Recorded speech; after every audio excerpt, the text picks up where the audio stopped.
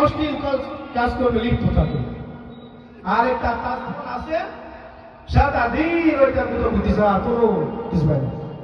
সারাদিন গুদোগুদি করবে, 3 অক্টা সে খাবে, ব্যাস, বাপমাও কিছু বলে না।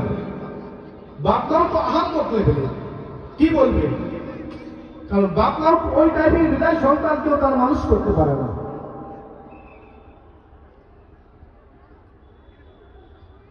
এই জন্য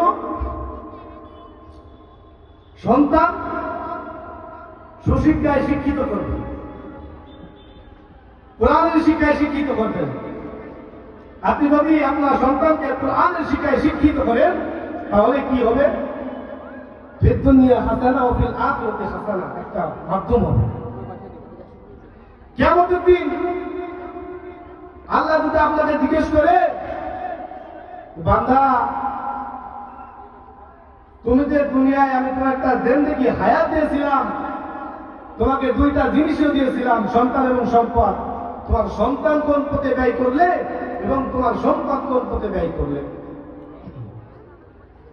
আপনি যদি আপনার সন্তানটাকে দিনের পথে ব্যয় করেন তাহলে আপনার আখিরাতের জন্য অনেক বড় পুঁজি।